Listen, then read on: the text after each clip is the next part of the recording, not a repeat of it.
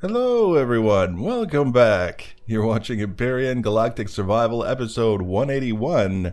I'm Enigmius and today we're continuing with our build of the USS Discovery capital vessel based on the ship in Star Trek Discovery, the new Star Trek series that started a few weeks ago. I started watching it, I thought it was pretty cool. I really liked the ship designs and I decided that I wanted to have one of my own. Or something like that. In the last episode, we started out with the basic layout of the saucer section. If you didn't see that episode, or if you haven't seen the series yet, if you imagine Saturn, it's a planet, and it's got rings around it. It's sort of like the saucer section of the ship. It's got a sphere in the middle, and then around that it's got a ring, and then around that it's got a larger ring, and that's the saucer section. And the interesting thing about it is there's gaps between the sphere and the inner ring, and then there's another gap between the inner ring and the outer ring. So as I said last episode, we did all that layout and we got it more or less where we wanted it to be. And the thought occurred to me, based on the scale that I was working with, that we may not be able to build the entire ship in the space that the game allows us to use for any one build. So after we put that video up, I built a row of blocks, cubes, extending back from the rearmost portion of the layout that we had done to see how far it would let us go, and it wasn't very far at all. So that was kind of a problem, but I also realized that I had built that layout in the middle of the space that we're allowed to use. If I had moved it forward, we would have had more space in the back end. As it was, we had a little bit of space off the back and a little bit of space off the front, which is useless because we had already laid out the leading edge of the saucer section, and anything after that we could have used is basically meaningless because we had nothing else to put there. So that left the only real option of starting over from scratch, destroying what we had built, and doing a new layout where the saucer section was offset forward so that the leading edge of the saucer section was on the very forwardmost edge of where we're allowed to build. And you can see that red marking in the front there, that X, it's actually an X, you can only see the top part of it now, but that marks the absolute maximum space that we're allowed to build in. And if you build out that far, when you go around to the front and look at it, it doesn't show you the faces of the blocks. So you can use all of the space available, but that last row of blocks that you have in place is not going to have a visible face on it, so you can't really use that if you want things to look the way they're supposed to look.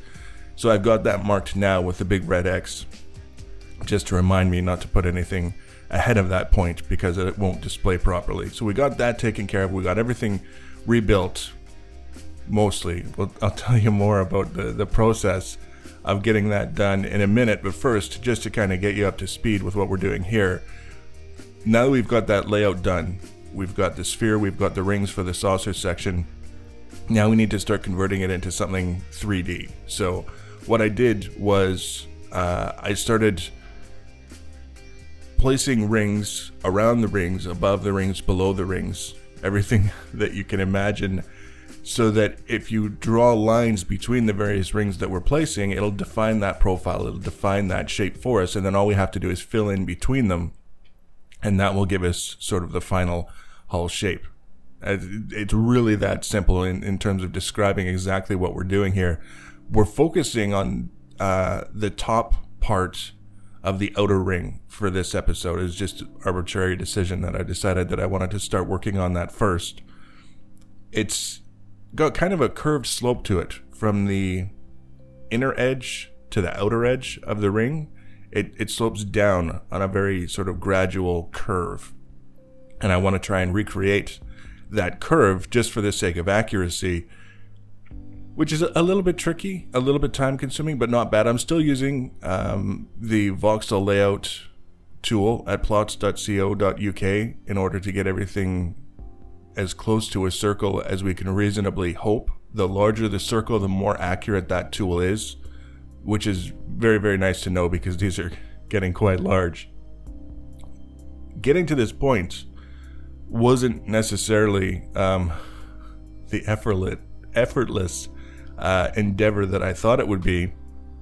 First of all, after we destroyed what we had built in the last episode, I decided that it would be easier if I changed the way that I was measuring things. And I mentioned this in the last episode, previously I was using calipers held up against my monitor to measure various different things using images that I was able to find of the ship, which wasn't the worst possible way I suppose I could have gone about it, but it was by no means the best. And what I realized was that it would probably be way easier if I just imported those images into something like Google SketchUp and measured things there, where everything is, it's more accurate, it's more reliable, and it's definitely easier to get all of the individual measurements.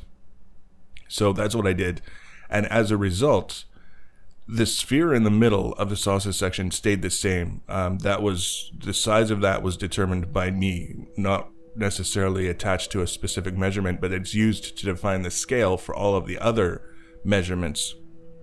So the outer rings, actually all of the rings, got a little bit smaller as a result of using the new method of measuring things, which wasn't that bad. Specifically, looking at the outermost ring, or the outermost circle, it went from 163 blocks down to 155, which isn't a particularly significant amount. If you were to build those two circles and have them close to one another, like overlapping at certain points or whatever, you'd probably realize very quickly that it's not a huge deal in terms of the change in size. But I had a little notebook that I had been writing all of this in so that I could keep track of the measurements, and then I'd do all the calculations to get them to the right scale and all that other stuff. So when I was doing the layout for the new ship, I did it at the proper measurement to 155, and then it was getting kind of late. I was tired. I just wanted to get the ship done to the point that we had it in the last episode, so that the next time I sat down to work on it, I could start with something fresh. And as I was flipping through my little notebook, double checking things, I came across this section that said that the outer circle is supposed to be 163. And because I was tired, the thought never occurred to me that's because, yeah, you're looking at the old measurements, not the new ones that you just did. So I redid the circle and made it 163. And then I realized, oh yeah, it was supposed to be 155 because that's the new measurement, so I had to redo it again. I was so excited when I realized that I was going to have to do that. But we got it done. Everything is in place. Everything is the way that it's supposed to be. And now we've got all of the circles in place that are marking the profiles. And all I'm doing is I'm going around and I'm placing the larger of the two 22.5 degree slope blocks attached to each of these cubes. Once that's done, I'll remove the cubes and replace them with the narrow blocks for the 22.5 degree slopes. It may seem like kind of a odd way to do things, doing things with cubes and then removing the cubes and replacing them with something right away. It's much easier to build a circle all out of cubes, where you don't have to worry about the orientation of the blocks that you're placing. You're just placing the blocks, getting them in place, and then you end up with your shape, than it is to try and do things with more complicated or more intricate blocks that you have to consider as you're building their orientation and all of the other things that go along with it, how they possibly interact with other blocks, all that stuff. It's easier to figure out the orientation when the shape is already defined in front of you than it is to try and do both the layout of the circle and choosing the orientation of the blocks at the same time. So it takes a little bit longer to do it this way relative to all of the things that I've already removed from this ship as a result of mistakes and changes. This is not bad.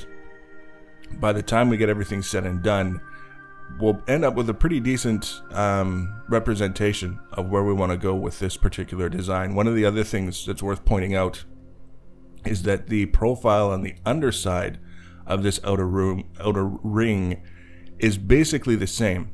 It's not necessarily as long, that particular section. If you measure from the inner edge to the outer edge, it's a little bit shorter just because of the way things work out, but it's still basically the same profile. So I've already laid out that portion of it, and by the time we start the next episode, I'll have done to that lower section what we're doing here to the top section. The only reason I'm not showing it is because I'm showing it now. Just basically we're going to be doing it upside down for the lower section. We don't necessarily have to show both in order to give you an understanding of what's going on.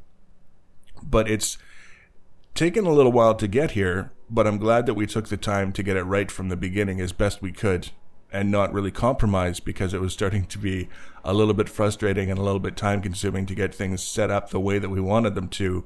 I think it's hopefully going to lead us to a better final outcome than if we had just decided to rush, or worse yet, decided that we couldn't do the ship exactly the way we originally planned and given up on it, which I think would have been the real tragedy, because I've definitely got some ideas for what we can do on the other parts of the ship that are not the saucer section that will be, I think, consistent with some of the designs of other ships that are in the series, and also a little bit of room for us to have some creative input into how things look and how things go together, which is always my preferred sort of situation to be in. The last couple of builds that we've done, or 2 of the 3 last builds that we've done, including this one, have been ships that someone else designed, which is a new kind of challenge. It's not necessarily a bad thing, but I always am a little bit happier when I get to decide how things are going to go together and how they're going to look. So that's something that I'm actually looking forward to,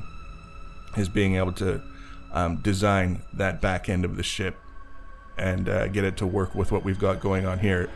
So I'll let you finish watching the last little bit of this. There's a little bit of a zoomed section where you can see the whole ship as we've got it up to this point.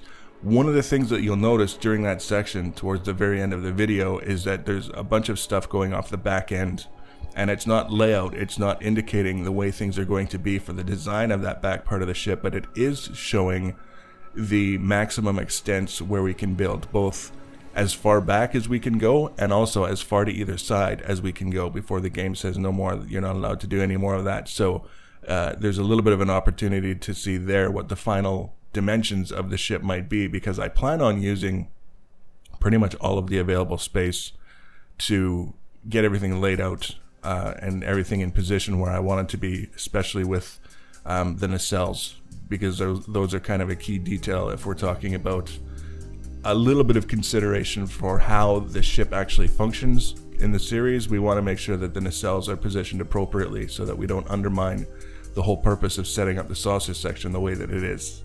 And I'm being especially vague, or sorry, intentionally a little bit vague about that, because it's too early in the series to be giving spoilers for people who haven't maybe had a chance to start watching it yet. So the next few episodes we're going to be a little bit careful about what we say and how we say it in terms of what the ship does. But for now, just know that there's a little bit more going on for the video towards the end. You'll get to see things a little bit more complete. And then the next episode, we're going to continue on with the next elements in the saucer section, getting that basically roughed in and taken care of before we move on to the back. So if you want to be notified about that and other videos in the series, the easiest way to do that is to subscribe to my channel and or follow me on social media. Links for social media are always in the information section below the video. Feel free to leave your comments and feedback. Thanks for watching, guys, and take care.